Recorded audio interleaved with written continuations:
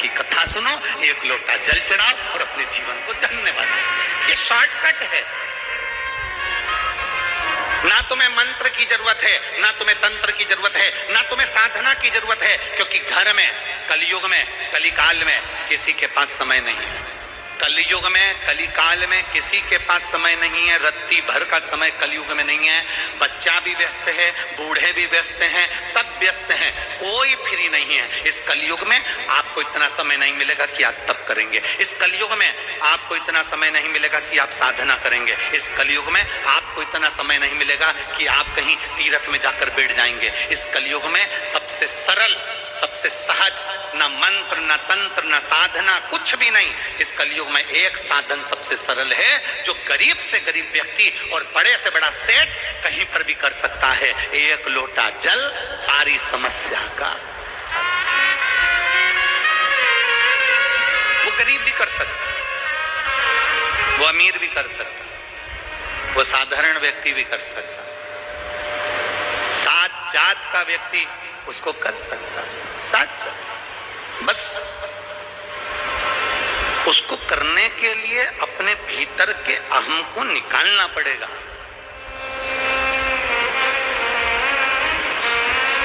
उसको करने के लिए अपने भीतर के अहंकार को निकालना पड़ेगा। गांव में कुआं,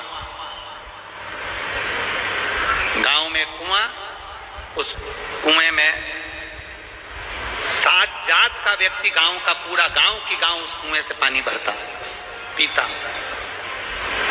एक कुआं, सात जात का व्यक्ति उस कुएं से पानी पीता। एक काली कुतिया आई और कुएं में गिर गई।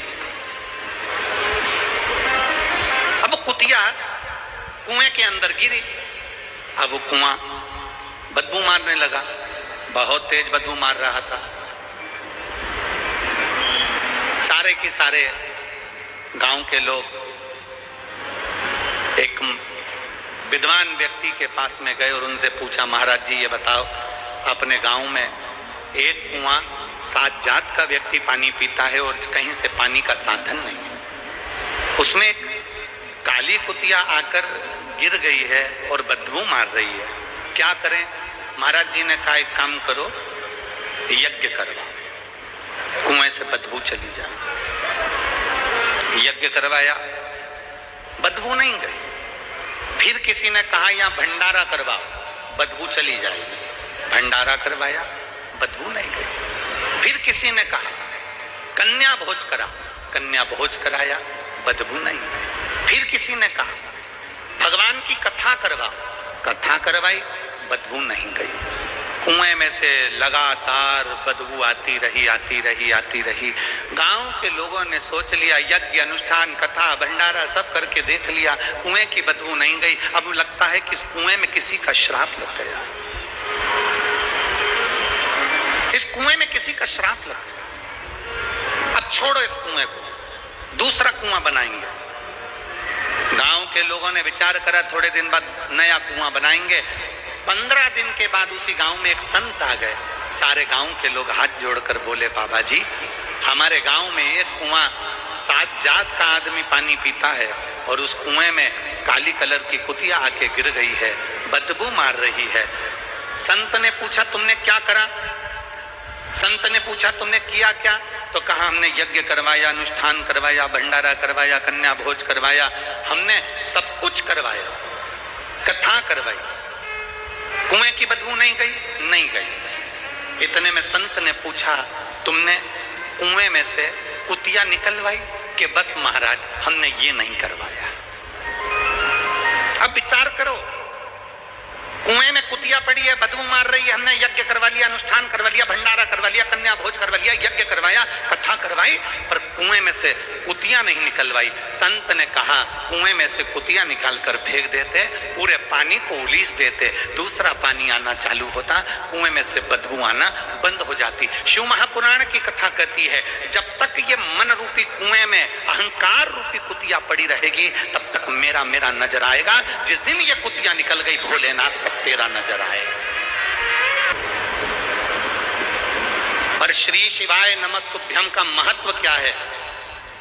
कभी अपने घर के दरवाजे के बाहर एक छोटा सा श्री शिवाय नमस्तुभ्यम हो सके तो हाथ से ही, चंदन से ही लिख कर देखना। हो सके श्री शिवाय नमस्तुभ्यम का जाप किसी बेलपत्र के पेड़ के नीचे कर कर देखना। बन सके श्री शिवाय नमस्तुभ्यम बोलने वाले का केवल मुख का दर्शन कर लेना। हो सके श्री शिवाय नमस्तुभ्यम तुम्हारे घर के नजदीक में जो शिवालय भगवान शंकर के मंदिर हो वहां पर एक छोटा सा श्री शिवाय नमस्तुभ्यम अपने खर्चे से वहां लगा कर देखना। आते जाते व्यक्ति के मुख से बुलवा कर देखना कि उस मंत्र के जाप का फल क्या होता है। और हम पर भरोसा मत करो, सियोर वाले महाराज पर विश्वास मत करो, भरोसा करो शिव महापुराण पर। शंकर जी की शिव पुराण गीता प्रेस गोरखपुर की खरीदो और उसको पढ़ो। विद्येश्वर संहिता में लिखा है श्री शिवाय नमस्तुभ्यम बोलने वाले का मुख का दर्शन, श्री शिवाय नमस्तुभ्यम कहने वाले के मुखाग्रविंद का दर्शन हजारों अश्वमेध यज्ञ के बराबर फल दे देता है। उसे पढ़ो, अध्ययन करो, ज्ञान प्राप्त करो।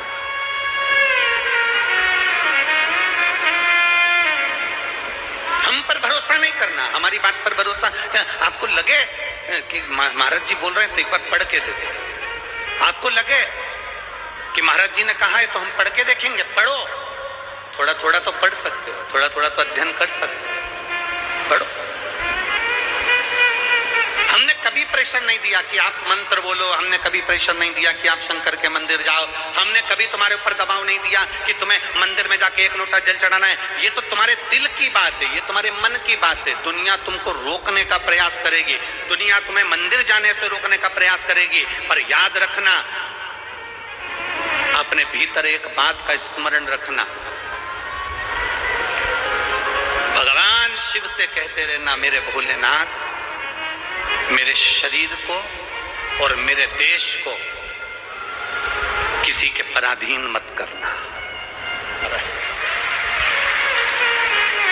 दुनिया ठोकर दे दे, दुनिया धक्का मार दे, दुनिया अपशब्द कह दे, जब आखिरी में डॉक्टर भी कह दे कि अब मेरे पास इसका इलाज नहीं, अब तो वो जाने, तब आखिरी में उस परमात्मा के पास जाना। एक